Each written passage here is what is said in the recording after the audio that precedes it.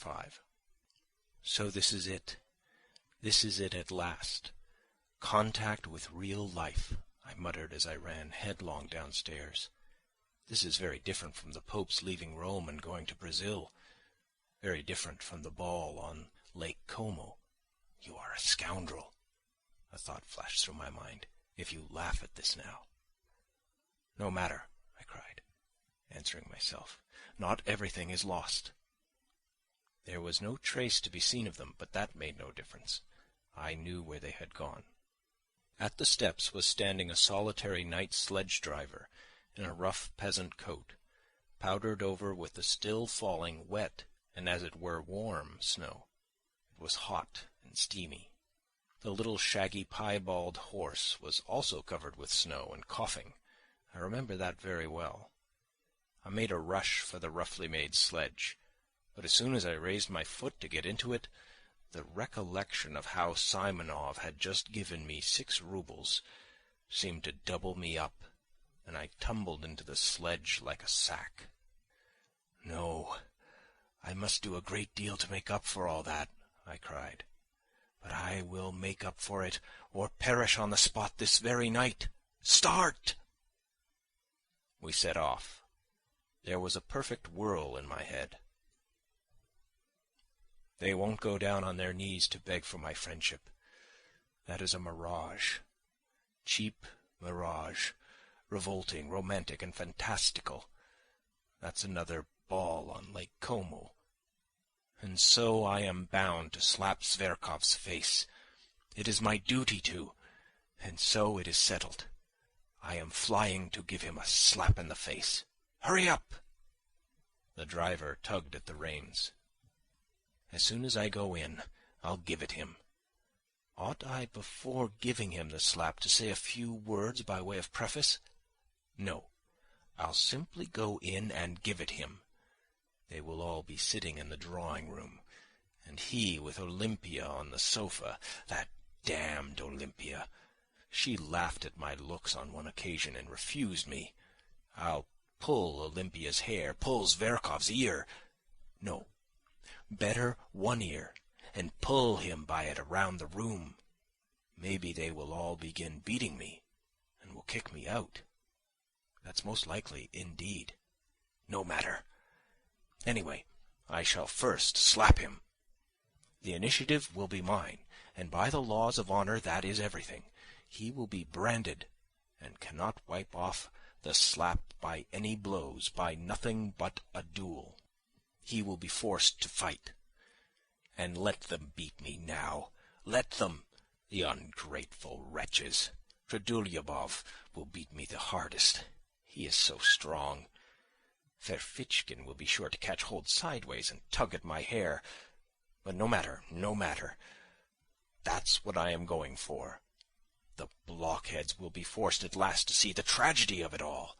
When they drag me to the door, I shall call out to them that, in reality, they are not worth my little finger.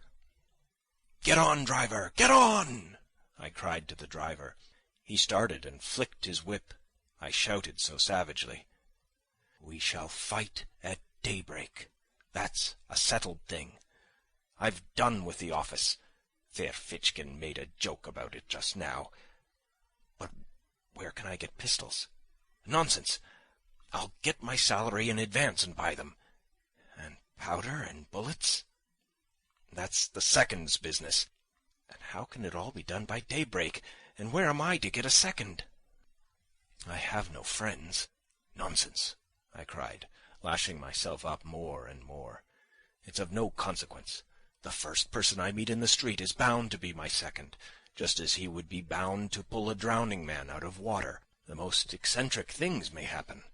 Even if I were to ask the director himself to be my second tomorrow, he would be bound to consent, if only from a feeling of chivalry, and to keep the secret. Anton Antonitch.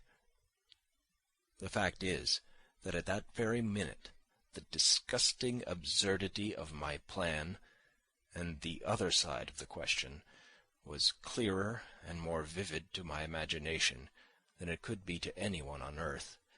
But "Get on, driver! Get on, you rascal! Get on!" "Ugh, sir," said the son of toil. Cold shivers suddenly ran down me.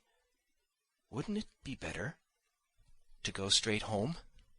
My God! Why did I invite myself to this dinner yesterday? But no, it's impossible. And my walking up and down for 3 hours from the table to the stove? No, they and no one else must pay for my walking up and down. They must wipe out this dishonor. Drive on! And what if they give me into custody? Well, they wouldn't dare.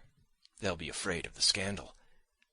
And what if Zverkov is so contemptuous that he refuses to fight a duel? He is sure to, but in that case I'll show them. I will turn up at the posting station when he's setting off tomorrow. I'll catch him by the leg. I'll pull off his coat when he gets into the carriage. I'll get my teeth into his hand. I'll bite him. See what lengths you can drive a desperate man to. He may hit me on the head, and they may belabor me from behind. I will shout to the assembled multitude, "Look at this young puppy who is driving off to captivate the Circassian girls after letting me spit in his face." Of course, after that everything will be over. The office will have vanished off the face of the earth. I shall be arrested, I shall be tried, I shall be dismissed from the service, thrown in prison, sent to Siberia. Never mind. In 15 years, when they let me out of prison, I will trudge off to him, a beggar, in rags. I shall find him in some provincial town. He will be married and happy. He will have a grown-up daughter. I shall say to him, "Look, monster, at my hollow cheeks and my rags. I've lost everything. My career, my happiness, art, science, the woman I loved, and all through you. Here are the pistols. I have come to discharge my pistol, and I forgive you. Then I shall fire into the air, and he will hear nothing more of me." I was actually on the point of tears, though I knew perfectly well at that moment that all this was out of Pushkin's Silvio and Lermontov's Masquerade. And all at once I felt horribly ashamed, so ashamed that I stopped the horse, got out of the sledge, and stood still in the snow in the middle of the street. The driver gazed at me, sighing and astonished. What was I to do? I could not go on there. It was evidently stupid, and I could not leave things as they were, because that would seem as though... Heavens, how could I leave things? And after such insults... "No!" I cried, throwing myself into the sledge again. "It is ordained! It is fate! Drive on! Drive on!" And in my impatience I punched the sledge-driver on the back of the neck. "What are you up to? What are you hitting me for?" the peasant shouted. But he whipped up his nag so that it began kicking. The wet snow was falling in big flakes. I unbuttoned myself regardless of it. I forgot everything else, for I had finally decided on the slap, and felt with horror that it was going to happen, now, at once, and that no force could stop it. The deserted street lamps gleamed sullenly in the snowy darkness like torches at a funeral. The snow drifted under my greatcoat, under my coat, under my cravat, and melted there. I did not wrap myself up. All was lost anyway. At last we arrived. I jumped out, almost unconscious, ran up the steps and began knocking and kicking at the door. I felt fearfully weak, particularly in my legs and knees. The door was opened quickly, as though they knew I was coming. As a fact, Simonov had warned them that perhaps another gentleman would arrive, and this was a place in which one had to give notice and to observe certain precautions. It was one of those millinery establishments which were abolished by the police a good time ago. By day it really was a shop, but at night, if one had an introduction, one might visit it for other purposes. I walked rapidly through the dark shop into the familiar drawing-room, where there was only one candle burning, and stood still in amazement. There was no one there. "Where are they?" I asked somebody. But by now, of course, they had separated. Before me was standing a person with a stupid smile, the madam herself, who had seen me before. A minute later a door opened and another person came in.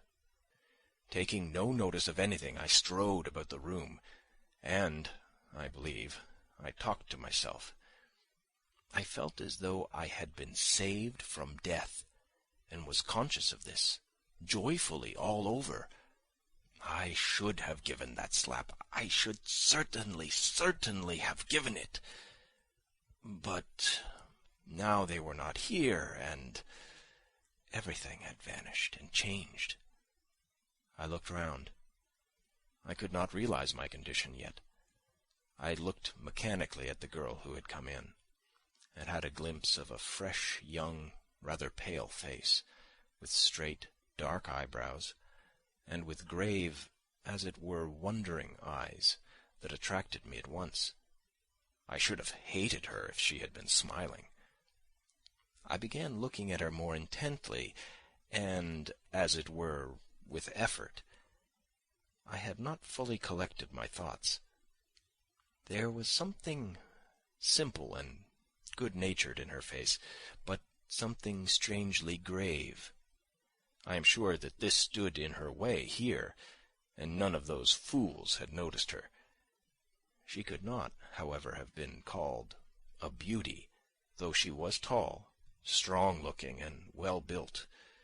She was very simply dressed. Something loathsome stirred within me. I went straight up to her. I chanced to look into the glass. My harassed face struck me as revolting in the extreme, pale, angry, abject, with dishevelled hair. No matter. I am glad of it, I thought.